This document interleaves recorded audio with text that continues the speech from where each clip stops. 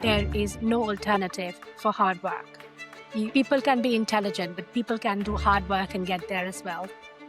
I remember when I was in class 8, I think, and I was reading a storybook and she was asking me to do my studies and I kind of didn't want to listen to her. And she said, you will be so humiliated one day if you have to go and ask 5 rupees for a lipstick that you want. You want to be able to buy that lipstick for yourself and not be able to have to answer to everybody. I think that is such an important message to give all girls. Economic independence is so important. You need to have curiosity. You have to be curious about everything. And if anybody wants to be a teacher, this is my advice to you. Learn your students' names. If you can remember all your students' names, then they feel that they are valued and they are seen. We'd like to offer you the job about our condition. And I said, yeah, that's fine. What is it? And she said, do not sit on the table.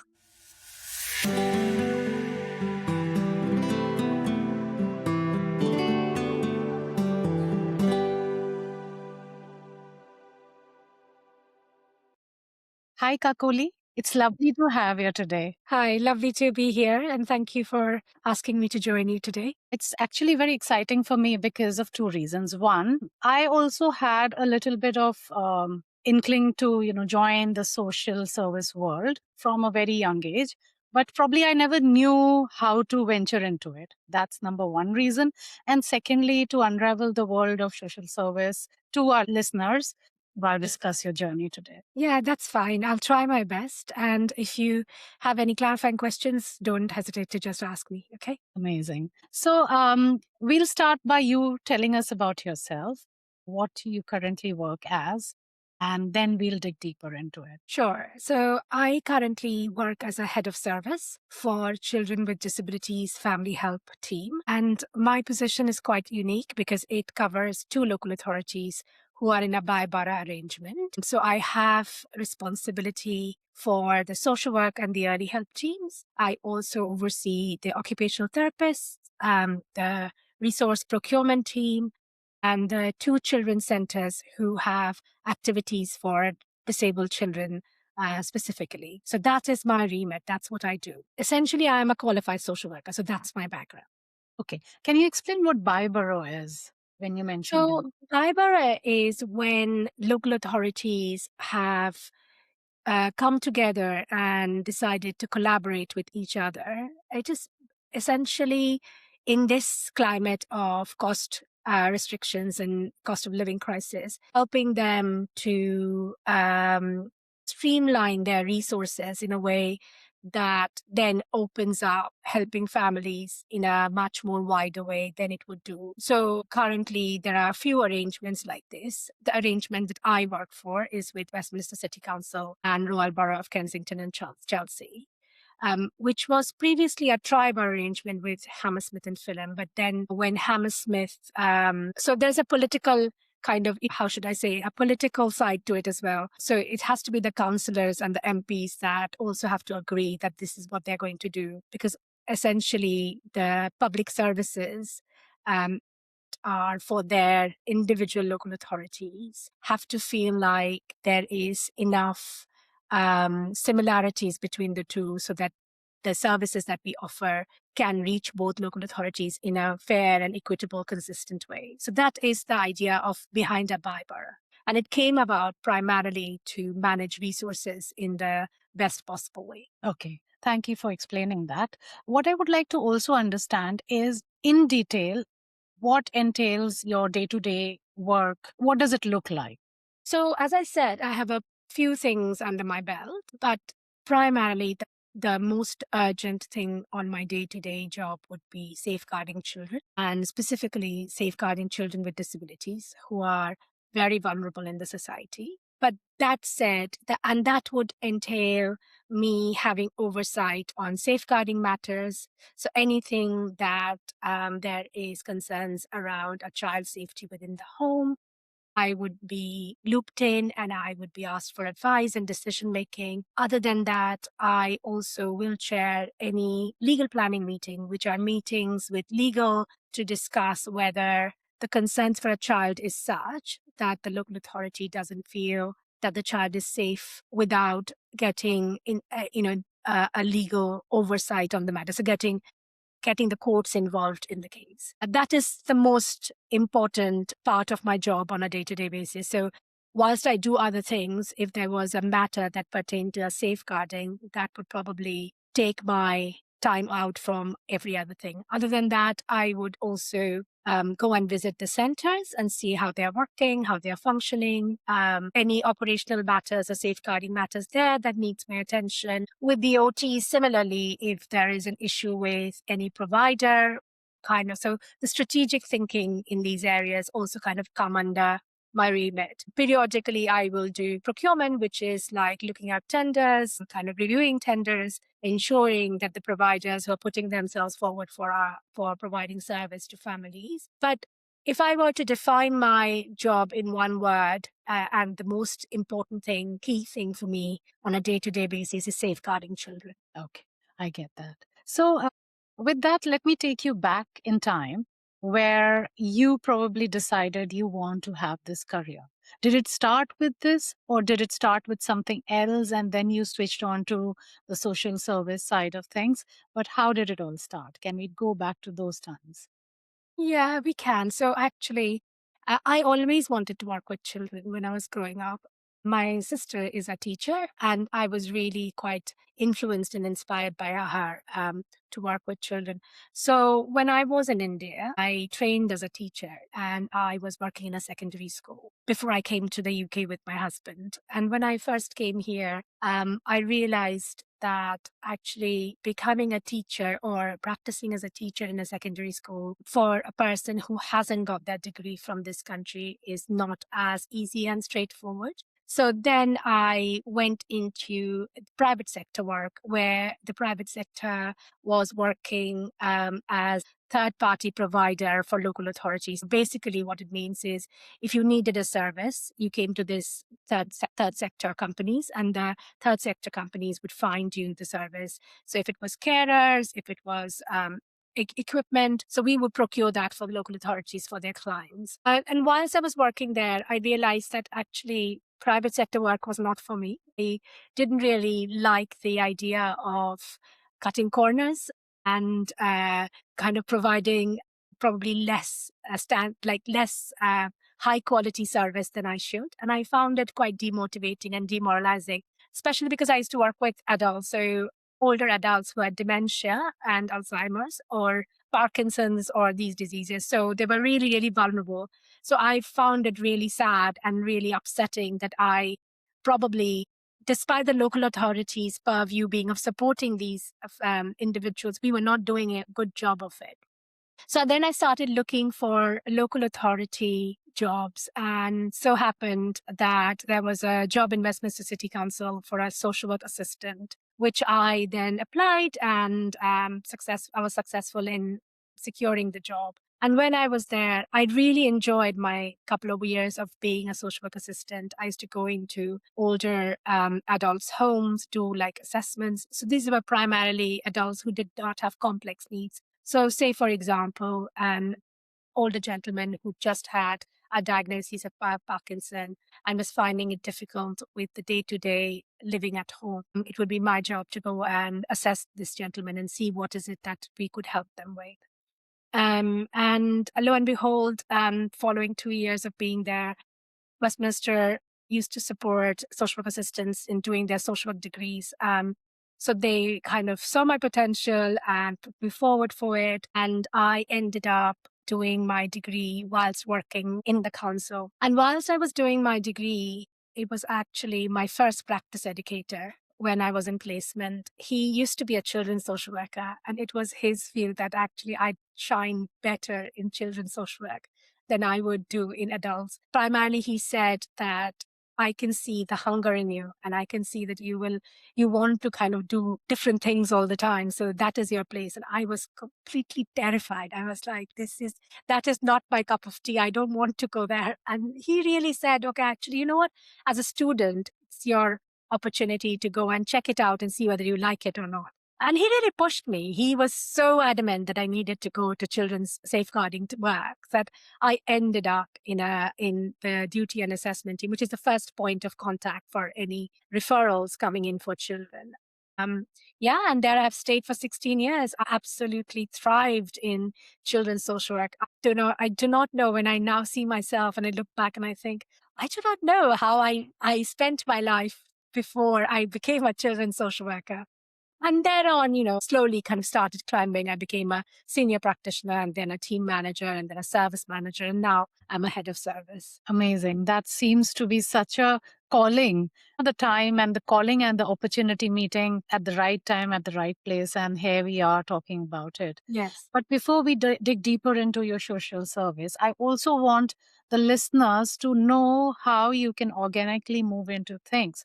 But before that, I would like to touch upon your life as a teacher in India. When you were a teenager, you thought that you want to be a teacher. So how did that go about?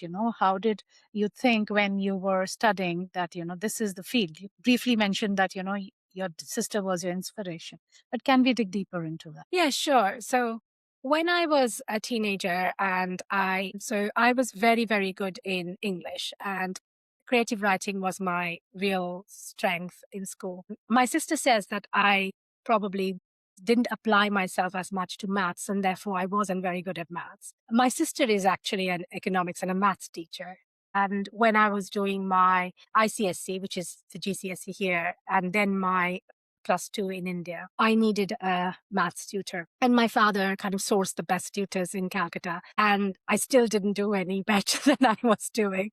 So my sister then stepped in and said, I know what she needs and I'm going to teach her. And she started teaching me maths. And needless to say, I did very well in maths after she started teaching me. What I saw in her was this ability to connect with a young person or an individual. And she tailored her teaching to the way I could learn better. And what then happened was my input got better. And because I started enjoying it, I really kind of then started thriving. And that bit really stayed with me. And this idea of really connecting with a young person or a child and really kind of influencing them in a way that they can look at something positively, something in which they are not good at or something which they are struggling with, really kind of stayed with me and really made me think about how important it was in order to help,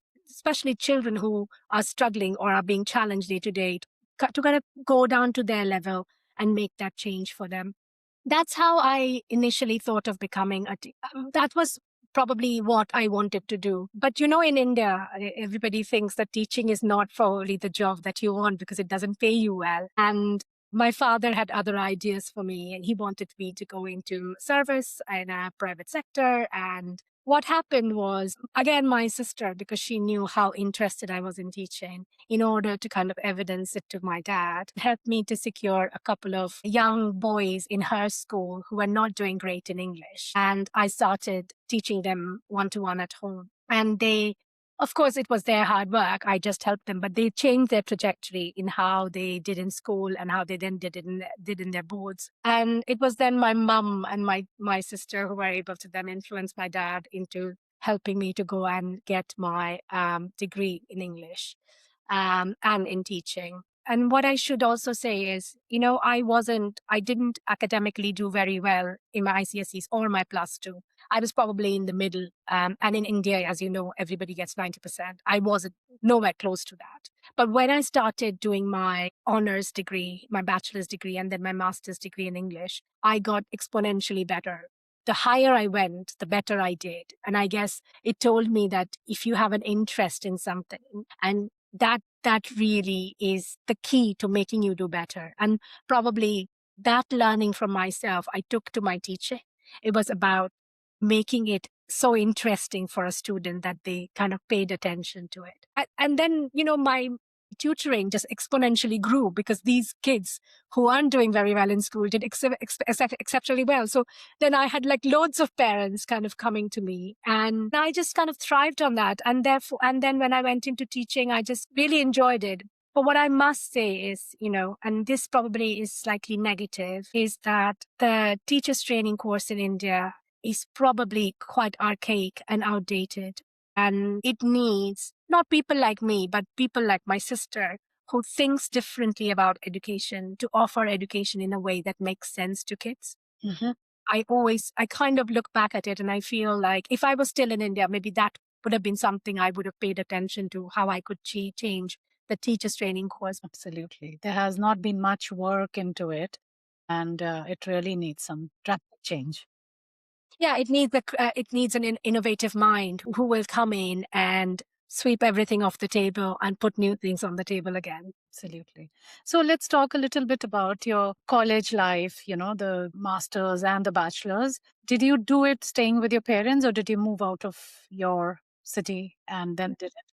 No, I did it when I stayed at home. I wanted to go to Delhi to study. My dad was like, no, not going, not doing that. I'm not sending any of my daughters away from me. I don't want you to be living anywhere else. So that protectiveness probably made me stayed with. So I did my college, my English honors from a college called Lady Brabon. I've been always very choosy in my life, Lakshmi. So when I was going to go for my colleges, I only chose like 5 places. They were the top colleges in Calcutta. And I had to sit for exams everywhere. And there was one where I went and the queue was so long, I decided there was no point in sitting for an exam. And I walked out of there. There was one college I went and I looked at the crowd around me and I thought, I don't see myself here. So I'm not studying here. So I walked out again. And my mother was beside herself. She thought that I wouldn't have a place in a college and I wouldn't get a college. Yeah. But so no, it so happened that I ended up in Lady Brabon College in Calcutta, and it was a girls' college. So that's probably is one of my, probably a regret. I was in a girls' school and then I went to a girls' college. I made some great friends, who are my friends for life in college and in school. But, I probably don't have as many friends who are boys as I would have liked in my life. And then I went to Calcutta University and and I did my master's from there. I became very ill in my first year of master's, and I had a very, very severe bout of pancreatitis just before my exam. So I thought, this is it. I'm going to flunk and I have to repeat my year. But as I said, if you like something, there's very little that can hold you back. And actually, I did exceptionally well in that exam. And then I went on to do even better in my part 2 MA exam. What I will say is during that time, I probably was very clear about one thing. I was only going to study what I wanted to study. So the reason I chose Brabon, so I got admissions in Jadavpur University. And the reason I chose Brabon over Jadavpur University was because Brabon was offering me political science and economics as my side subjects. Jadavpur was offering me Bengali. Now, much as I'm a Bengali and I love Bengali literature and I want to study Bengali, but that wasn't what I wanted to do in college. Probably part of me wanted to think about an alternative career, and I think I wanted to be a copywriter. Yeah. And there's a reason I wanted to do economics and political science. Kind of get a better idea. So I kind of chose my college really carefully. So what I would say is that it is really important to be really steadfast in knowing what you want to do and really kind of investing in that. Things are not going to be easy. Jadavpur University is a very well-known university. So there was this kind of dilemma between my parents and me, whether Jadavpur was a better option for me than Lady Brabon because of Jadavpur's ranking. But I was very clear that these are the 3 subjects I want to do, and I want to do it wherever, whoever gives me those 3 subjects, Right. I want to do there. And I think that probably is for every student, for every child, for every person who's doing studies and academics, it is really important to know what would be good for you and then like sticking at it and really doing. Because if you're interested in it, no work is hard work. Yeah. If you're not interested in it, every page is a hard work. So that is really important to bear in mind. So that was the reason I ended up in Lady Brabon and then in Calcutta University. Calcutta University was a wake-up call, honestly. There were 200 students in a class. It was huge. And I probably knew not even 10% of the students in the university. But what it brought to my attention is what a small fish you are when you are in school. And then you come to college, and then suddenly you are put in university. It's a big pond, and you feel completely lost. You don't know how to navigate those complexities. And, I was very grateful because I had my friends from Brabant who joined the university with me. So I had their support. And within that, we've been talking about my education. What I must say is the person who played the biggest role in ensuring that I didn't lose my track of going for an educational qualification is my mom. My mom was a housewife, but in her day and age, she had completed her graduation and her master's. But she was a housewife. So I think a part of her always used to feel that being a housewife kind of really undid the education that she'd gained. And I remember when I was in class 8, I think, and I was reading a storybook, and she was asking me to do my studies, and I kind of didn't want to listen to her. And she said, you will be so humiliated one day if you have to be a housewife and then you go and ask 5 rupees for a lipstick that you want. You want to be able to buy that lipstick for yourself and not be able to have to answer to everybody. And now when I look back at it, I think that is such an important message to give all girls. Is Yes. economic independence is so important. Academics is a doorway to your economic independence, and actually financial independence and economic independence is absolutely non-negotiable for you in this day and age. Any day and age, I would say, but especially in this day and age. Right. So I wanted to kind of share with you about my mom there. No, that's absolutely brilliant information because, we need to know. Because my next question to you would be, how did you have that kind of clarity at an age where most people don't, including me? I had a bit of clarity, but not this kind of clarity that, these are the subjects I want to take, and I will reject Jadavpur University because it's not offering me political science. So, and it's offering me Bengali, and I don't want to do that, and I want to do this. And first, you need to have options to choose from. And once you have the options to choose from, how do you develop that clarity in that age? What helped you do that? And I am sure there's a strong role of your parents there, but I want to hear. Yes, there is. I think my mother, when I was growing up in Calcutta, my parents had 2 daughters. And I think my dad, when I was born, he was a little bit sad that he didn't have a son. And he wanted, you know, a boy and a girl, as lots of parents do. But I think after a bit of time, when he settled into the idea that he now has 2 daughters, I think he then became very much motivated in ensuring that his daughters were no less than any boys around him. Like, they could stand up to anyone. And as I said, within that, they were really strong. My mother was absolutely the strongest person in my life, who really, at every given point where there was a little bit of a wobble from me, she would put me back on track. And if there was a wobble from anybody else within the family, so like I said, my dad wanted me to go to private sector. It was my mom who kind of then advocated and said she wants to be a teacher. She needs to do what she likes in life. If she goes into being in the corporate sector, after a while, she'll just get sad. And I don't want to see my daughter sad. So those are the kind of things my mother did in my life. I think with clarity, I will say, is when I was in that dilemma, Jadavpur or Lady Brabon, it was again my mother and my sister, these 2 strong women in my life had so such a big role. Tell us, what if you had to close your eyes and really choose something that it will not be a pain for you, but you will enjoy doing. What is it that you think you will enjoy doing? And I said, well, I don't think I'll enjoy studying Bengali because I like reading Bengali literature, but I don't like to think that I would want to kind of do the bits that come with that studies, writing about them, theories and all of that. I don't think I want to go there with that. And they then said, well, then, your choices are clear. You don't want to do Bengali, you want to do political science, so go and do this. I think with clarity, I think, again, I will go back to what I said earlier about my sister being the person who telling me that whatever, if I can make this interesting for you, you will apply yourself. You're right. It's probably the message that stayed with me throughout. So when I was in 11 and 12, my father was insistent that I take science. So I took science. I absolutely hated those 2 years of my life. I just wish I could go back,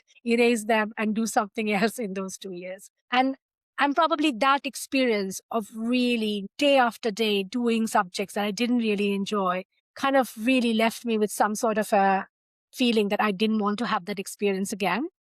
So again, that was another reason. To be honest, to be fair to my dad, he was in an India where you either became an engineer or a doctor, or you went and did something, exceptional. And we were a service family. So for him, exceptional was being a doctor or an engineer. But I think therein probably lies where parents have different parenting styles. My father was probably thinking about my future and how to secure a good future for me. And my mother was thinking about a happy future for me. So the two of them kind of, in a way, complemented each other in how they helped me think about things. And what I learned from my dad, he was a very, very hardworking man. So I went to one of the priciest private schools in Calcutta, and my dad had two jobs because he wanted to send me to the school. And he always used to tell me that there is no alternative for hard work. People can be intelligent, but people can do hard work and get there as well. So there is no alternative for hard work and for honesty. So if you manage these two things in your life, you'll be fine. And those are the values that actually took me a long way, has taken me a long way in where I am today. And that and my mother's emotional strength, I suppose. Brilliantly put and summed up so nicely that how these nuggets that come from our parents, besides everything they do for us, Yeah. help us shape the person that we are today. So I really appreciate you sharing that. My next logical question to you would be, once you completed your master's, how did you land your first job? You were tutoring already at a private level, but what was your first job and how did you land your first job? I think this is again, it's fate, I think. When I was doing my teacher's training course, there was a teacher in my course who had taken a shine to me. And I haven't finished my course. I was still doing my course. There's a school called Our Lady Queen of the Missions in Calcutta. It's a convent school. And they were coming up with a second branch of theirs very close to where I live. And this teacher of mine had seen this advert for teachers and came to me and said, why don't you apply? And I was like, I'm not even qualified yet. And she said, doesn't matter, just apply and see what happens. So I applied, and I remember the principal saying to me, we're going to give you a chance, primarily because we've kind of seen your academic credentials in the way that with schools and colleges you've been through. So it's very impressive. So come and we'll give you a chance, but you have to do an interview. Fine. Everybody does an interview, not a big deal. So when I went for this interview, it turned out they gave me a book of poetry and they gave me Blake and they said, now you have to go and teach class 8 this poetry.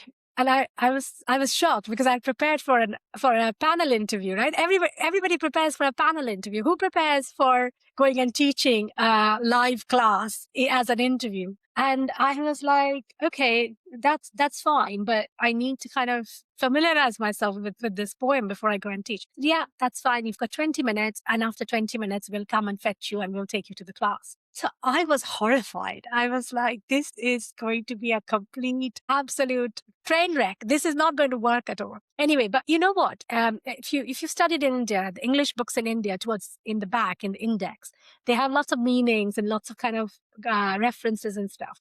So what I did was I sat down and I made some notes about this. And when I walked into this class, these girls were looking at me and I didn't know what they thought because I was, without trying to sound childish, I was very, very young. So I walked in and I just kind of started teaching in my own way. And within that, I kind of sat on the table and I kind of tried to make the girls at ease and tried to kind of elicit answers from them. And after about 45 minutes of this class, it was a full period, 45 minutes. The teacher that says to me, yeah, that's okay. And I said, yeah, that's fine, but can I just round up? So I rounded up the lesson and I left. And she took me back into her office and she said, that was very interesting and very, very nice. So we'd like to offer you the job, but I got a condition. And I said, yeah, that's fine. What is it? And she said, do not sit on the table. I was guessing that.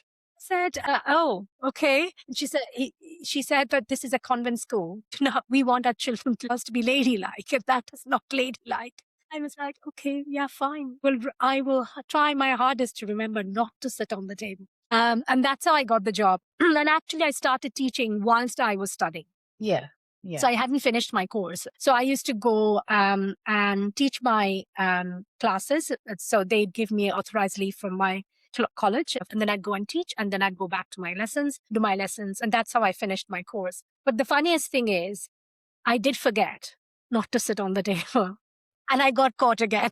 Caught by the same sister. Yeah, by the same sister. But I always think in the big scheme of things, that's probably the smallest. She didn't fire me, so that's okay. So I don't think that it was that big a thing for her. She just wanted me to follow the rules. I generally follow all the rules, but I don't think that made much sense. So I'll take you one step back on this. You said you did your bachelor's and then master's and then a teacher's training course. Now, can you explain this course for the benefit of someone who's wanting to be a teacher in India at this point in time? Of course, things have changed since then a lot, but this gives a brief or very mild idea of how to go about it.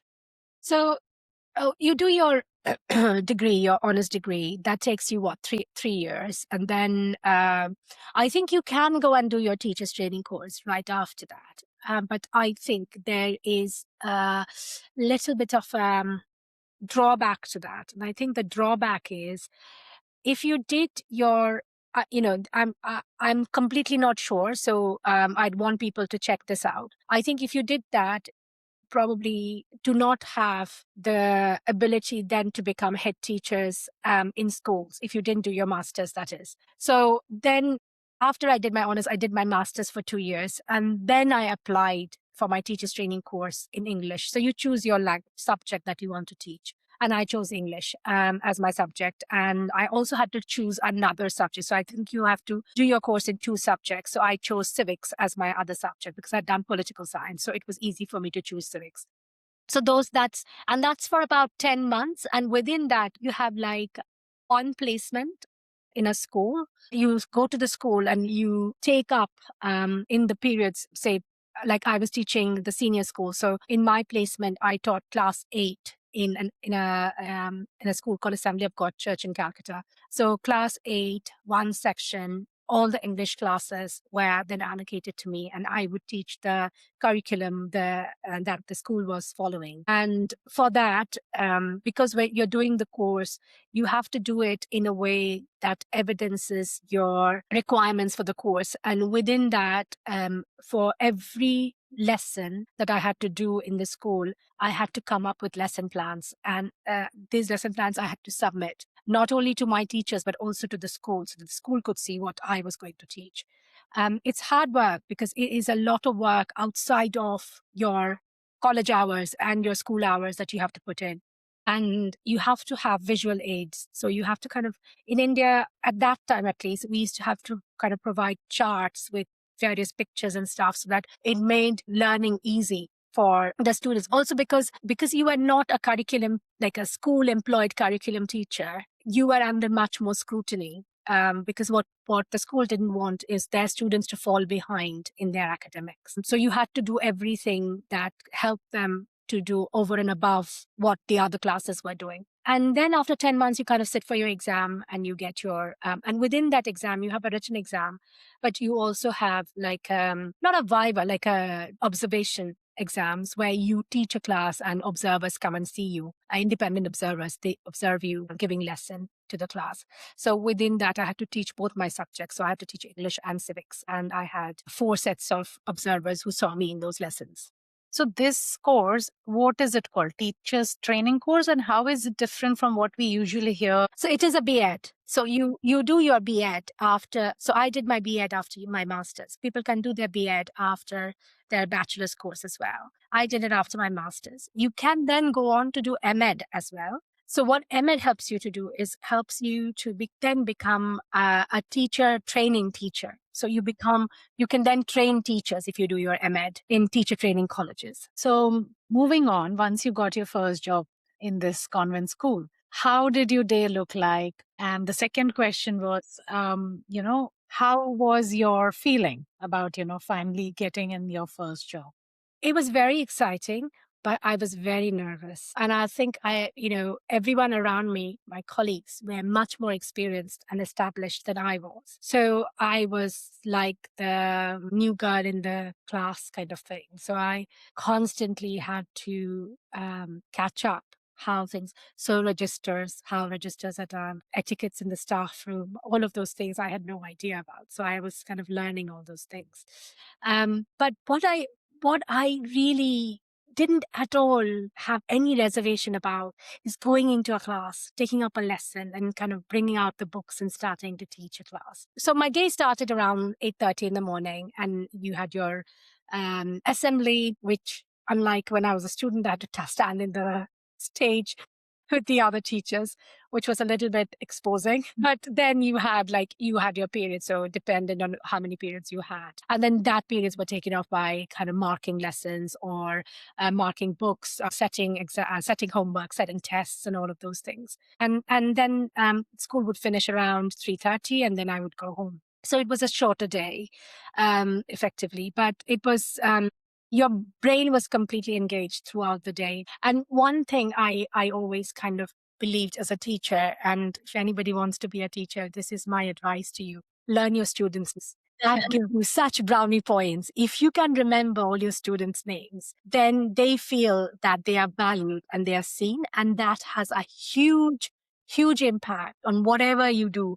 Like, you can ask them to write 1,000 words and they will write it for you because they think you value and you appreciate them. So it's not easy, especially in a class in India where you have 35, 40 students. But that was my key thing. I learned all my students' names. I could call them by their names in the second, third day. I knew who they were. And probably the other thing I'm going to say, if you want to be a teacher, the other thing you must do is read what kids are reading now, and listen to the music that they're listening to, and watch the stuff that they're watching, because you want some similarities to kind of go into a class and talk about.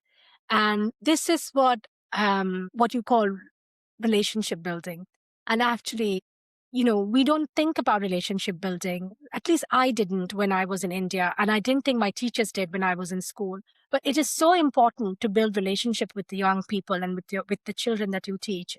And what will get you there is these common points. But that was all the things that I did. I started reading Harry Potter because kids around me were reading Harry Potter. I absolutely loved it, and I kind of became his fan. It didn't come to me like something that I wanted to read, and I read it all out. And that is what I'm saying. I'm saying that you have to connect. And every day, my job when I went into class was looking at the girls, and being attuned to the girls. So the other thing I had to do was, look at my fate. I even ended up in a girls' school teaching. But one of the things that I had to do was, you look at children's faces, you can say if they're sad or happy, and acknowledging that on a regular basis in the classroom really makes them feel seen and heard. And that is so important for any child. When they come to learn, they want to come to learn because they know their teachers care for them. You will hear a term in this country, emotion-based school avoidance. So, which is, if you think back at it, it is true. Lots of children feel like they don't want to go to school on a regular basis. They get up in the morning and they don't want to go to school. But actually, this idea of connecting with children and making them feel seen and heard is something that will make them come to school and come to learn from you. So, in short, shorter days, lots of work around teaching, lots of work around marking and setting homework and all of those things, but really enjoyable. Amazing. One question that's coming to me after this is, once you're back home, how much preparation goes into preparing for your next day, or, whatever curriculum you're targeting at school? It depends. I think it differs from teacher to teacher, and it differs from subject to subject. I think with English, it is slightly needs your more thinking time than actually writing or doing something in the book time. Grammar, I had to do a lot of lesson plans because grammar is a technical subject. So I have to kind of demonstrate that I had all the technicalities that was required in the curriculum to teach grammar. But things like creative writing, what I used to do quite a lot, because I used to read quite a lot. I would find, say, a couple of lines in whatever I'm reading. I would just pick them up and take them as starter lines and go and say, this is your starting line for something today and just write something. And I'm teaching the prose or the comprehension of the poetry, read them in my tongue and kind of familiarize myself with the context and what the content is. My style of teaching was slightly probably going into class and getting girls to read passages and then really opening up to the floor and asking them to tell me what they thought the author meant or why. And there would be differing views, and then kind of really asking people why they have different views and really kind of opening it up as a discussion to class. I am guessing that somebody who's doing geography or maths, they wouldn't, or physics for that matter, wouldn't have that kind of a easier life because I like reading for their next day job. But what does take up your time is exams and test marking. So you end up spending a couple of hours in the evening doing test markings and stuff. And especially in my subject, when if there's a creative writing test, it needed a lot more reading. So you have to reflect a lot more. So because it's kind of really individualized kind of output, if you're going to mark somebody a 9, you really need to know why you're not marking the other girl a 9. And that kind of needs a lot of reflection and going back and forth and seeing how they've phrased things, what kind of language they've used, and how they've given their argument and all of that. So that used to take quite a bit. But of course, it comes once every term or test comes once every week. So it wasn't that every night. But when there was a test or something, it would be quite a demanding time in the evening. Once you were in this job, of course, the start days were very exciting. And how many years did you spend in a teaching job? Interestingly, I didn't spend long. I only spent about 6 months or so because I moved to the UK quite soonish. I got married the year before. So I started my teacher training, I think around September, and I got married in October. I moved to the UK in the September of the following year. So I started my job in March. So I was technically there till August or something, and then I moved. I didn't teach for long. Probably a very short stint, but I do know that on my final day, the girls were very sad. And I was very sad to leave them behind. That's the most rewarding feeling of being an actor, isn't it? Okay. So you moved to UK, and moving to a new country is also very challenging at certain levels. Yeah. Maybe not. For different people, take it different ways. How did you find it moving to a different country? You were young. You moved for marriage. What are the adjustments you did? What are the changes you took on and moved on with that? So my husband and I, we are both first generation immigrants. So we both moved to the UK at the same time. He has a job and he moved, and I moved with him. It was initially meant for 2 years, but like everything else, it kind of hasn't been 2 years now. It's been longer than that, and actually much longer than that. But I think when I first moved to the UK, I just didn't want to be here. We had no family here. We were just the two of us. Our friends were not here, and I had left behind the job I liked. I just didn't want to be here. I was going crazy. And at that time, if you remember, we used to get those phone cards that we had to scratch to call, and it was pretty expensive. So calling home like we do nowadays on WhatsApp twice a day wasn't something that was feasible as well. We were both starting off in our life, so it was a single income family. So we had our rent, we had our bills. So it was financially, things were hard. And if anybody comes from India, they know the thing that really irks us the most is the size of the apartments in this country. So that was really another thing. And then the weather really hit me because it was always dark and gloomy, and having days of not doing anything. Even if I read, my husband left at 8:30 in the morning and came back at 7 o'clock in the evening. How much can you read? How much can you watch TV? I wasn't a cook. I hadn't learned cooking. And when I wanted to learn cooking in India, my mother would say, it's not rocket science. If you are educated, you can sort it out when you need it. Initially, when I started cooking, I used to cook for the garrison, I think. I just had no concept of how much I was cooking. Everything was new. Supermarkets were new. Shopping was new. I kind of didn't understand how to shop. I was cold all the time because I didn't have the right kind of clothes. So I just wanted to go back. I was like, this is not my life. I want to go back. Abhishek was very kind, husband that is, and he kind of said to me, "It's only for a couple of years. We will bite the bullet and do it for 2 years, and then we'll go back." I said, "Fine, that's okay." And then he said to me, "You need to find a job. You just need to go and find a job." And I was like, "I don't know what to do." So where do I start? I start calling and asking about teachers training and teaching. And I found out that I couldn't. So I was like, they said, if I have to teach, I have to go back to uni for a year. We looked at the fees and we were like, we can't afford this. But Abhishek was adamant. I needed to find a job. He said, go to Tesco and see if they are hiring anybody.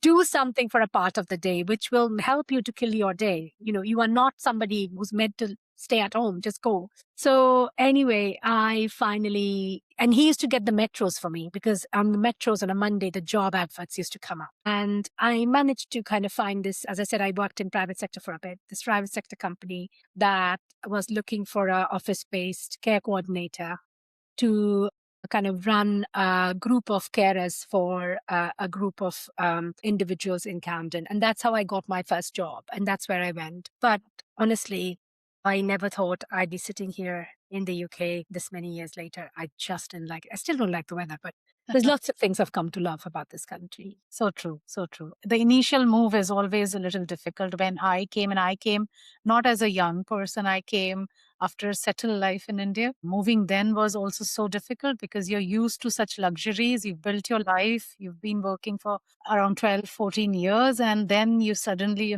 yourself, move to a different country. The challenges are different. And it takes a while to start liking a new country, which is glorified, of course. But when you actually land there, you know it's not what it is. So, yes, it takes a while to get to like a new city or a new country. And yeah, here we are sitting here having conversation. So, you have mentioned that you were in the private job, you did not like it, and you finally ended up in the first job and also started training for social service. Can you walk us through the experience of learning in the college that you went to? You have to understand that there will be times when you have to sacrifice everything else if you want to get through this course. The biggest challenge for me, and anybody who's coming into this country having studied in India, the academic assignments here are very different to how we write assignments in India. You have to show compassion. And all of this cannot be superficial. You have to be absolutely genuine about this. This has to come from inside. If you go and ask a child, if a child has bruise and is come into school and told their teacher they've been hit by their parents. Now, if you go and ask this child, have you been hit by your parent? They're not going to say no. Parents don't hate you. You stare in their face like a mirror of the reality that they're living in. My fundamental belief is no parent deliberately wants to hurt or harm their children. Sometimes they just don't know how not to do it. This brings us to the end of part 1 with Kakoli. Kakoli went on to dedicate her next phase of life into social work, especially with children. How powerful was that sneak peek into Kakoli's social work career? Before we move on, it's worth pausing to reflect on where her journey truly began, her teaching career. Kakoli's years as a teacher were not just a starting point. They became the foundation of everything that followed. Teaching shaped the way she saw children, beyond grades and outcomes, teaching her how to slow down for those who struggle and how empathy can be far more powerful than authority. Standing in classrooms in India, adapting lessons, connecting one to one, and earning trust formed her belief that every child learns differently and that every child deserves to be met at their level. Those values never left her. They traveled with her to the UK, into social work, into leadership, and into safeguarding some of the most vulnerable children. The setting changed, but the purpose remained the same, enabling children to thrive.